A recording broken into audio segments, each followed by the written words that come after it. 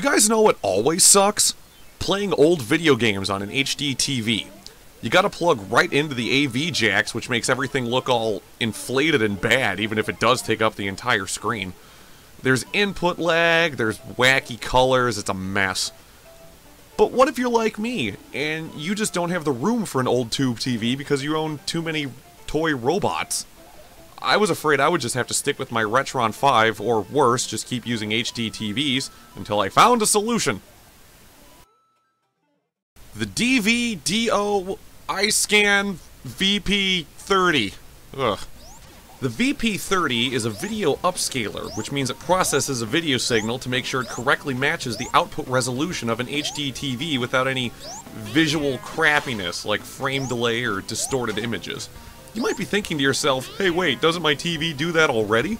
And it probably does, but not very well, as most onboard video upscalers don't quite get the math right in a way that a dedicated processor can.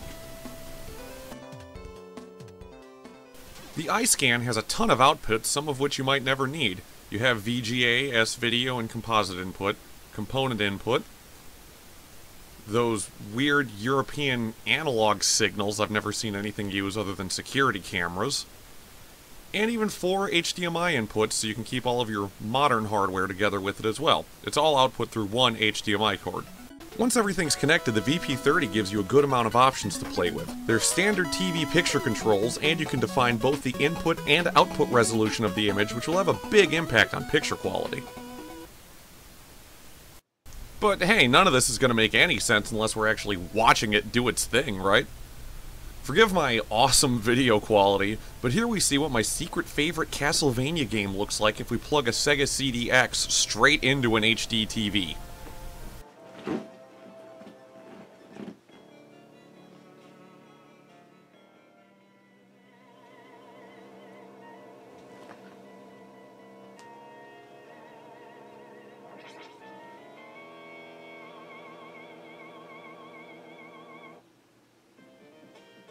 I mean, yes, the image is stretched out to fill the entire screen, but that's actually part of the problem.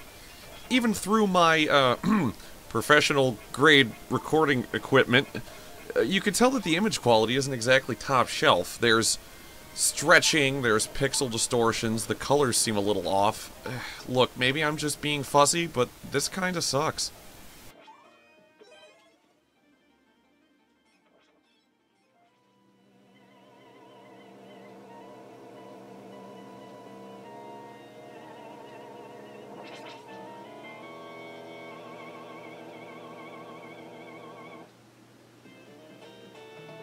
Now look at it!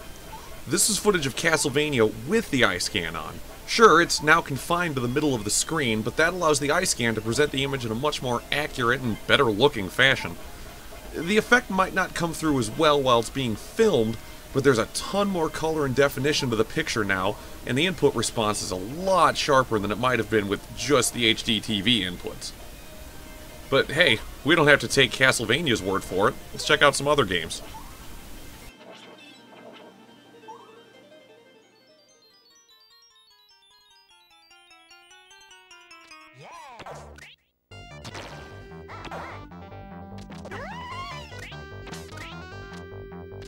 Speaking for myself, I'm probably going to use the iScan mostly for 8 and 16-bit systems. And while the VP30 wasn't expressly designed for lower progressive scan resolutions that most of these systems will run at, it still works well enough for my purposes.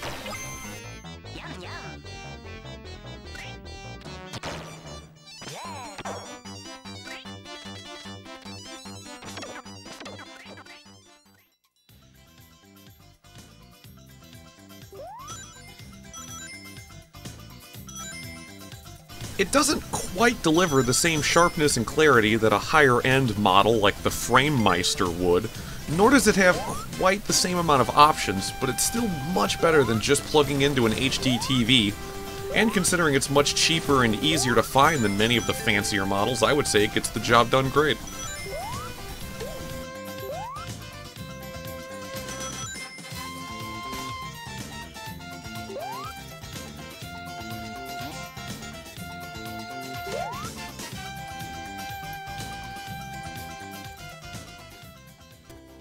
Even among the video options it does offer, I found myself basically setting it for one input resolution and one of two output resolutions, either 720 or 1080, neither of which seemed to make a giant difference.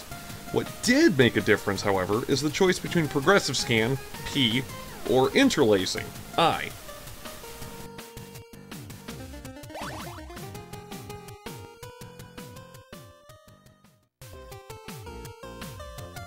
Progressive scans seem to work a lot better for 2D based systems due to how the image is drawn natively, as opposed to attempting to use interlacing, which brought sort of a strange fuzziness to the image. It really softened a lot of the edges, and it made it look almost like you were using an image filter on an emulator. I'm not an expert, but I'm going to assume this difference has to do with how later systems drew interlaced images natively, whereas earlier 8 and 16-bit consoles generally output in a much lower 240 progressive signal. Probably. I don't know.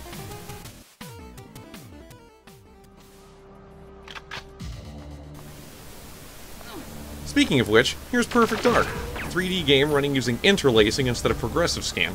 The video probably isn't getting it across as well as it could in person, but rest assured that the iScan does an awesome job with interlaced images, providing a sharpness and clarity you generally don't see even in N64 games. I'm not going to go so far as to say it looks like the game got an HD remaster, but I will say that this is the best I have ever seen Perfect Dark look outside of its, you know, actual HD remaster that it got.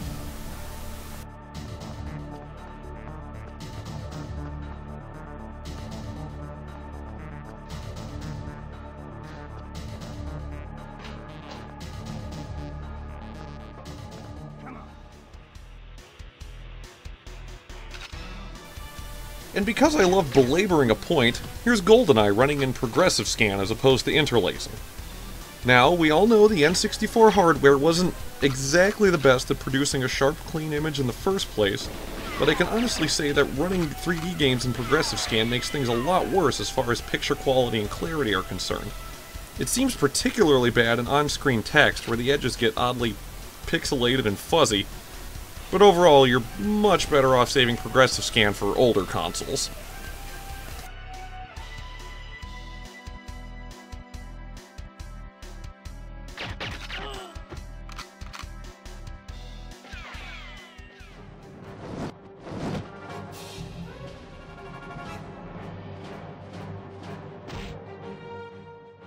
And I guess that's really my only big complaint with the iScan. The fact that it tends to display a better image overall with interlacing, while I'm personally going to be using it mostly for older 2D progressive scan games. There was an add-on card released at one point to increase the unit's capabilities with progressive scan signals and with video game systems overall, but of course it's now super hard to find and costs far, far more than even a FrameMeister does.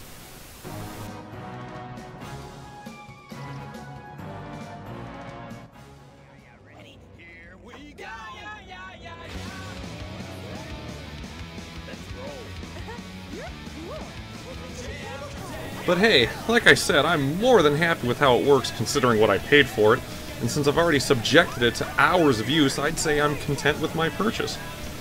So if you're in my boat and you're trying to find a way to not make your old games look terrible on an HD TV, I would gladly recommend you hop on eBay and keep an eye out for an iScan VP30. Or even get a more expensive video upscaler, I don't care, just avoid those Amazon cheapies, they're just not worth it.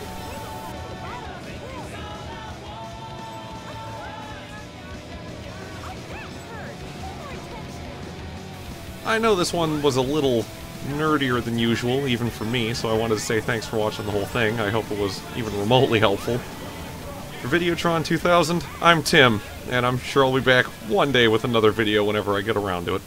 Take care.